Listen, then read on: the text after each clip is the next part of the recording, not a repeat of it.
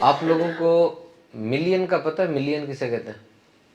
کسے کہتے ہیں؟ 10 لاکھ کو. اور بلین کسے کہتے ہیں؟ 1 ارب کو، یعنی 100 کروڑ. یہ بہت بڑی ایک فگر ہے. اور ایک ہوتا ہے فار ایور، انفینٹی، جس کی کوئی حد ہی نہیں ہے، جو گنا ہی نہیں جا سکتا. انسان اس کو تھوڑا سا سوچے تو تھوڑا سا پریشان ہو جاتا ہے کہ یہ کیسے ہو سکتا ہے کہ کوئی انتہا ہی نہ ہو. ہر چیز کی ایک انتہا تو نظر آتی ہے. But there is a concept of limit less infinity. This concept is very important. وہ کانسیپٹ یہ ہے کہ جب انسان جنت میں چلا جائے گا نا تو وہاں پھر انفینٹی ہے، کوئی حد نہیں ہے ٹائم کی. اب دیکھیں اس دنیا میں ٹائم مینجمنٹ ہم کرتے ہیں، we manage time in this world. اور آپ نے غور کیا ہوگا آپ جس کام کو جتنا وقت دیتے ہیں وہ کام اتنا پھیل جاتا ہے. میں کہوں کہ اس کمرے کو آپ نے 15 منٹ میں صاف کرنا ہے تو یہ کمرہ 5 منٹ میں صاف ہو سکتا ہے، لیکن اب آپ 15 منٹ ہی لیں گے، وہ کام پھیل جاتا ہے. تو کیا کرنا چاہیے؟ We should tighten the frame. تھوڑا سا اپنے آپ کو تنگی میں رکھیں. آپ پہلے ہی کہیں کہ کمرہ 3 منٹ میں صاف ہونا ہے، تاکہ پھر وہ 2 منٹ بھی ہو تو 3 منٹ لگ جائیں. تو when you will tighten the frame, it will not only create pressure, it will increase your focus and productivity. آپ کا فوکس بڑھے گا، پروڈکٹیوٹی بڑھے گی، اور وہ کام بھی اچھے انداز سے ہو جائے گا. یاد رکھیں کامیاب ترین انسان وہ وقت کو ہیرے جواہرات، پیسے، سونے چاندی کی طرح سمجھتے ہیں، حفاظت کرتے ہیں. اور جو ناکام لوگ ہوتے ہیں وہ اس کو فری کے آئٹم سمجھتے ہیں، پھینک دیتے ہیں وقت کو. ہمارے پاس وقت ہی ہے، اور کیا ہے اس دنیا میں؟ We only have time. یہ ختم ہو گیا تو سب کچھ ختم ہو جائے گا. اور یہ وہ چیز ہے جو اللہ تعالیٰ نے سب کو ایک جیسی دی ہے. Each and every person sitting here has been awarded 24 hours a day. وقت کی قدر کرنے والا اس دنیا میں کامیاب ہوتا ہے. لیکن میں آپ سے بات کر رہا ہوں کہ وقت نہیں ہے جنت میں. لمبا ٹائم کر دیں، اور ایک لمحے کے لیے سوچیں کہ لمبا ٹائم کیسے ہو سکتا ہے. اس دنیا میں کچھ جھلک تو ہم نے دیکھی ہے. اصحاب کہف والے وہ 309 سال تک سوتے رہے. انہوں نے ہجرت کی تھی اللہ کی راہ میں، اللہ نے ان کو نیند دے دی 309 ایئرس.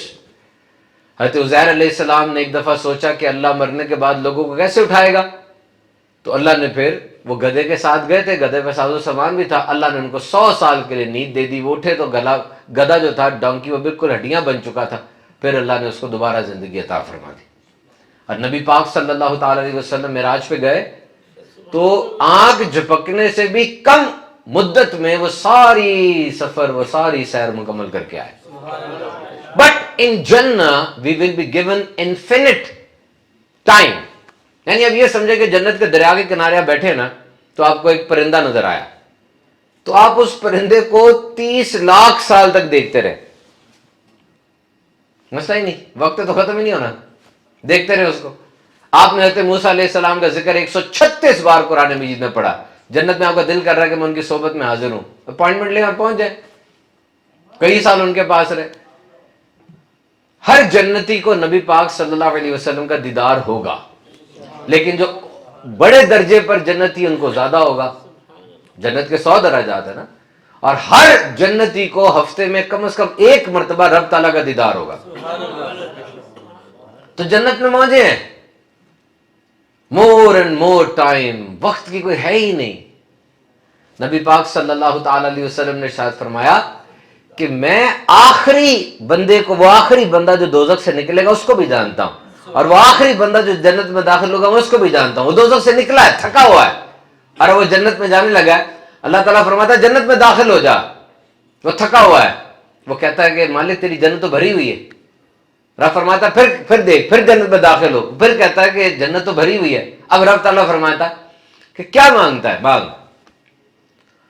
اور کرتا ہے مالک جو بھی اس کی زندگی میں ریفرنسز دیکھے تھے، جو دولت وغیرہ وہ سب مانگ لیتا ہے. رب تعالیٰ فرماتا ہے میں نے تجھے اس زمین کے برابر اور اس سے 10 گنا زیادہ عطا فرمایا. Can you imagine, this is the lowest جنتی، ادنا ترین جنتی ہے یہ، اور اس کو اس زمین کے برابر اور اس سے 10 گنا زیادہ مل رہا ہے. اور اس زمین میں یہ جو ہمارا پلانٹ ارتھ ہے، اس میں زمین کتنی ہے پتا آپ کو؟ 149 ملین اسکوائر مائلز.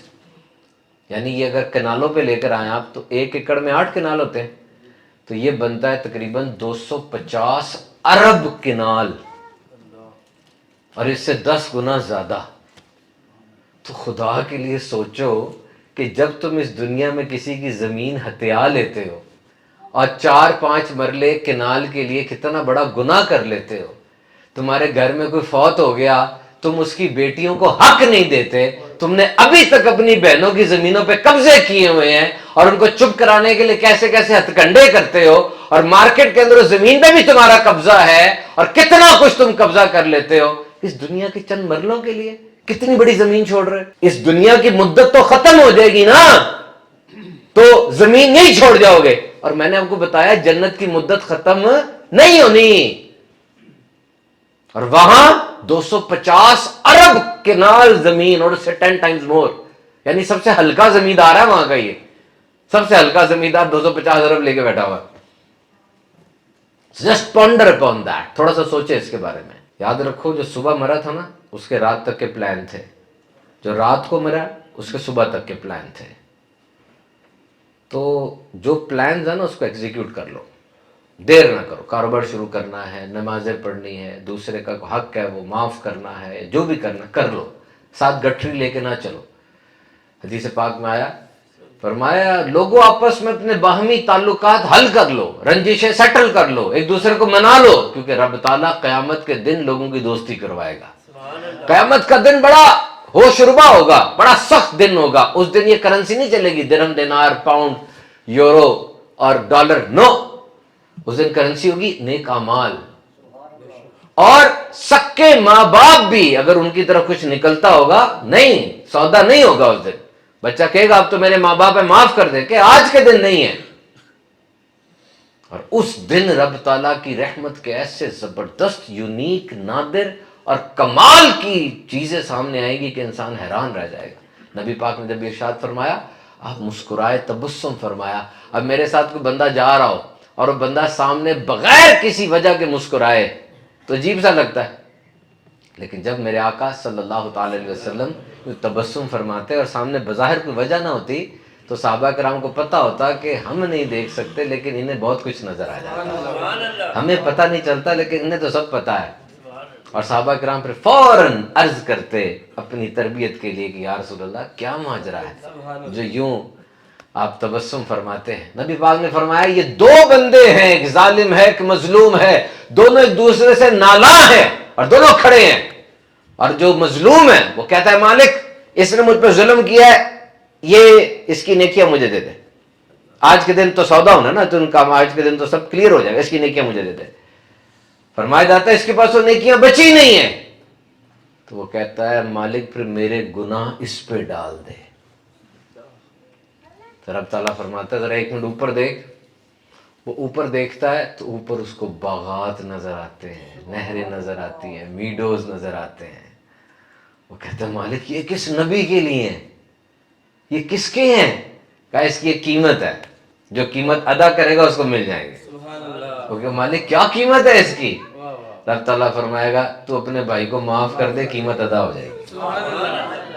وہ کہے گا مالک تجھے گواہ کیا، میں نے اپنے بھائی کو معاف کر دیا، اب دیکھو ظالم کی بھی خیر ہو گئی اور مظلوم بھی راضی ہو گیا، اور دونوں بھائی ایک دوسرے کے ساتھ جنت میں داخل ہو گئے۔